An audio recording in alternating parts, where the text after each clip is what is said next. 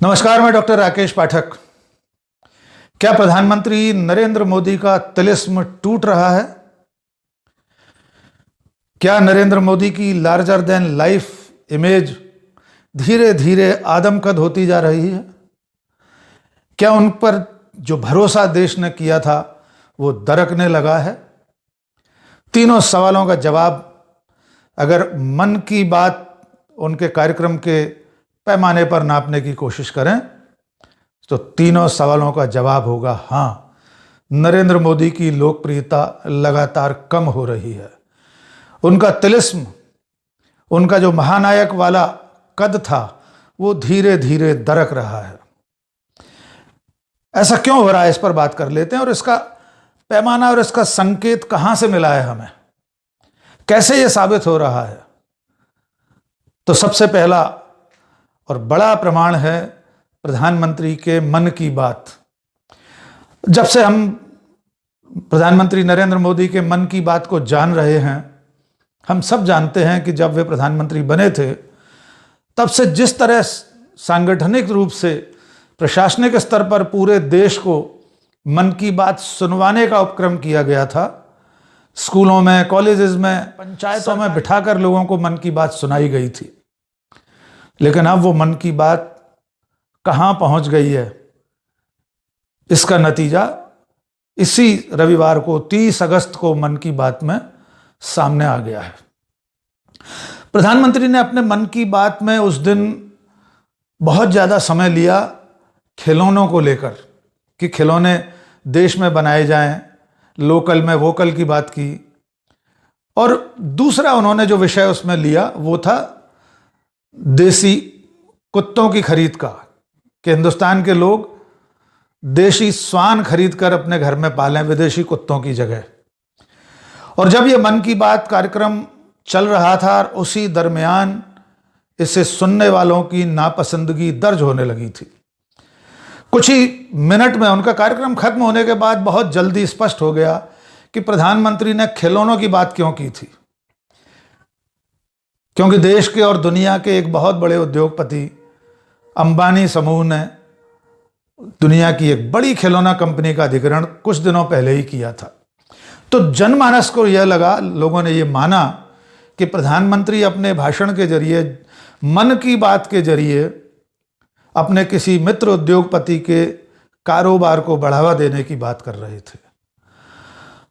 और नतीजा यह हुआ कि अगले 24 घंटे, और आज तीसरा दिन हुआ है उनके उस कार्यक्रम को प्रसारित हुए, ऑफिशियली उनके 3 प्लेटफॉर्म्स पर, एक तो नरेंद्र मोदी नाम का जो यूट्यूब चैनल है उस पर, पीएमओ ऑफ इंडिया, और तीसरा Bharatiya Janata party, 3 platform YouTube channels पर, और पीआईबी प्रेस इंफॉर्मेशन ब्यूरो के माध्यम पर, इन प्लेटफॉर्म्स पर जब मन की बात के इस कार्यक्रम के रिस्पांस को देखा गया, तो आज स्थिति यह है कि भारतीय जनता पार्टी के यूट्यूब चैनल पर 10 लाख यानी 1 मिलियन डिसलाइक दर्ज हो चुके हैं।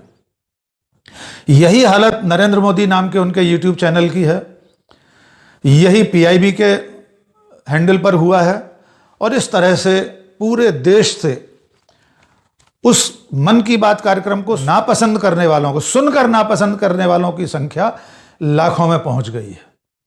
यह छोटा संकेत नहीं है। देश के प्रधानमंत्री का अधिकृत कार्यक्रम जो आकाशवाणी से प्रसारित होता है और बाद में न्यूज़ चैनल्स पर और तमाम सारे प्लेटफॉर्म्स पर वो आता है, साथ साथ भी प्रसारित होता है, अगर इतनी बड़ी संख्या में लोगों ने डिसलाइक दर्ज किया है, यानी अंगूठा इस तरह क्लिक किया है, तो न केवल प्रधानमंत्री के लिए बल्कि केंद्र सरकार के लिए भी यह चिंता का विषय है। एक डाटावाणी विशेषज्ञ हमारे मित्र अपूर्व भारद्वाज, उन्होंने इसकी पड़ताल की है। वे डाटा के आधार पर इसको देखने की कोशिश करते हैं। उनकी पड़ताल ये कहती है कि 30 अगस्त को इस कार्यक्रम पर यूट्यूब पर 100% रिस्पॉन्स देखा जा रहा था। उसमें जो स्पाइक था, अगर ग्राफ देखेंगे, हमारे स्क्रीन पर आपको ग्राफ दिख रहा है, वो ग्राफ एकदम हिमालय जैसी ऊंचाई लिए हुए था। यानी उस कार्यक्रम को देखने वालों का सर्च 100% था और ये एक तरह से बिल्कुल स्वाभाविक और नेचुरल सर्च थी। इसके बाद एक इसकी जियो फेसिंग होती है, यानी देश भर में कहां से लोग सर्च कर रहे हैं, कौन लोग सर्च कर रहे हैं, कौन लोग कमेंट कर रहे हैं, कौन लोग लाइक और डिसलाइक कर रहे हैं। जब अपूर्व भारद्वाज ने इसकी जियो फेसिंग की तो नतीजा यह निकला कि ये जो डिसलाइक करने वाले लोग हैं इसमें 80% युवा हैं। उनके प्रोफाइल के जरिए, उनके नाम, उनकी आयु वर्ग के जरिए ये जो पड़ताल सामने आई, और नक्शा आप देख रहे हैं स्क्रीन पर, नक्शा ये बता रहा है कि खास तौर से उत्तर प्रदेश और हिंदी बेल्ट, वहां से इसके बारे में प्रतिक्रिया बहुत प्रतिकूल आई है। ये चिंताजनक बात है। ये जो काऊ बेल्ट, जिसको हिंदी भारत कहते हैं, हिंदी हार्टलैंड कहते हैं, जो सबसे ज्यादा नरेंद्र मोदी और भारतीय जनता पार्टी के वो जो हिंदू राष्ट्र बनाने के सपने को देखने वाली जो जमात है, जो भीड़ है, वो इसी काऊ बेल्ट में ज्यादा है। और वहीं से अगर डिसलाइक इतनी बड़ी संख्या में आ रहे हैं तो अपूर्व का कहना यह है कि ये कोई अंडर करंट है सरकार के खिलाफ असंतोष का। और असंतोष की वजह क्या है, इस पर भी हम बात करेंगे। लेकिन एक चीज और बहुत देखने वाली होगी, इतनी सारी डिसलाइक, इतनी बड़ी संख्या में नापसंदगी उस व्यक्ति, उस दल के नेता के प्रति है जो देश के भी नेता हैं, जिसका दावा है कि वो दुनिया का सबसे बड़ा राजनीतिक संगठन है। यूं कहा जाए कि पृथ्वी लोक या समस्त सकल ब्रह्मांड में सबसे बड़ा राजनीतिक दल भारतीय जनता पार्टी है। उसके मिस कॉल मेंबर हैं, उसका आईटी सेल दुनिया का सबसे सक्रिय आईटी सेल है। जैसा कि बताया जाता है कि सबसे बड़ी ट्रोल आर्मी है उसके पास। इसके बावजूद अगर इतना बड़ा राजनीतिक दल, दुनिया का सबसे बड़ा संगठन, सबसे बड़ा आईटी सेल, सबसे बड़ी ट्रोल आर्मी, सबसे बड़ा गैर राजनीतिक संगठन राष्ट्रीय स्वयंसेवक संघ अपने नेता के कथन पर, अपने नेता के भाषण पर लाइक भी नहीं कर पाया, और वो तुलना इतनी बड़ी खाई हो गई है। अगर आप देखेंगे कि 10 लाख डिसलाइक्स हैं तो मुश्किल से 2 लाख लाइक्स अभी तक हो पाए हैं भारतीय जनता पार्टी के यूट्यूब चैनल पर। यानी चाहकर भी सत्ताधारी दल और उसका पूरा सोशल मीडिया का तंत्र इन डिसलाइक्स को रोक नहीं सका, इसको बैलेंस भी नहीं कर सका कि अगर 10 लाख डिसलाइक हैं तो कम से कम 7-8 लाख लाइक्स भी होते। और ये लगातार जब नापसंदगी दर्ज होना शुरू हुई तो हालात ये बन गए कि जो पीएमओ का जो यूट्यूब चैनल है उस पर कमेंट बॉक्स टर्न ऑफ करने पड़ा। यानी सरकार ने लोगों को कमेंट करने से रोक दिया। लगातार प्रतिकूल टिप्पणियां आ रही थीं, विरोध में लोग अपने बयान दर्ज कर रहे थे उस पर, इसलिए पीएमओ के यूट्यूब चैनल पर जो कमेंट करने का जो स्थान था उस पर ताला डाल दिया गया, उसका दरवाजा बंद कर दिया गया। लेकिन सोचने की बात यह है कि आखिर ऐसा हो क्यों रहा है। तो अगर आप थोड़ा सा देश के और समाज के वर्तमान हालात पर नजर डालेंगे तो आप यकीन जानिए लोगों की इस प्रतिकूल प्रतिक्रिया को समझ पाएंगे। 30 अगस्त को जिस दिन प्रधानमंत्री खिलौनों की बात कर रहे थे, जिस दिन वे कुत्ते पालने की बात कर रहे थे, मशवरा दे रहे थे देश को, उस दिन देश में 37 लाख लोग कोरोना से संक्रमित हो चुके थे। देश में मृतकों की संख्या 65,000 का आंकड़ा पार कर चुकी थी। 2 करोड़ लोग देश में बेरोजगार हो चुके हैं। लोग भुखमरी के कगार पर हैं। कल कारखाने बंद हो चुके हैं। सीमाएं असुरक्षित हैं। चीन हमारी सीमा में घुसा चला रहा है।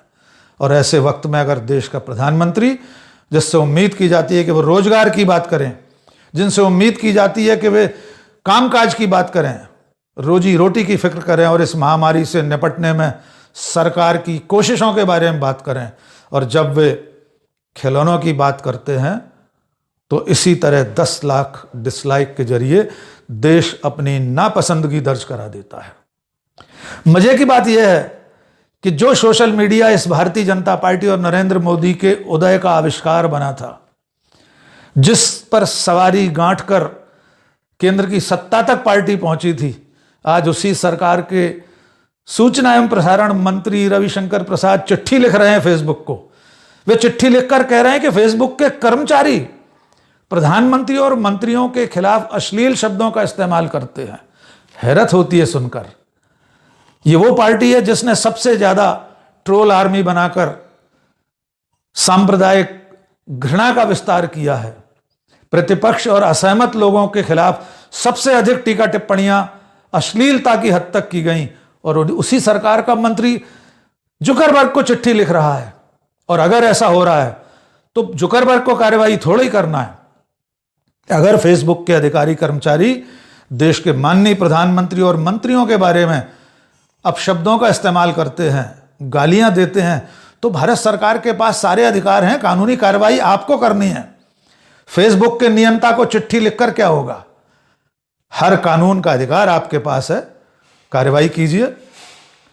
तो सवाल फिर वहीं लौटकर आता है कि नरेंद्र मोदी का तिलिस्म धीरे धीरे करके टूट रहा है, क्योंकि वे जिंदगी के असली मुद्दों पर बात नहीं करते। उनके जुमले, उनके मिथ्यावाचन अब लोगों को सहन नहीं हो रहे हैं। और ये युवा पीढ़ी जिसे 2 वक्त की रोटी चाहिए, जिसे नौकरी चाहिए, जिसे रोजगार चाहिए, उसे खिलौनों से बहलाया नहीं जा सकता। शायर जमाली के एक शेर के साथ अपनी बात खत्म करता हूं।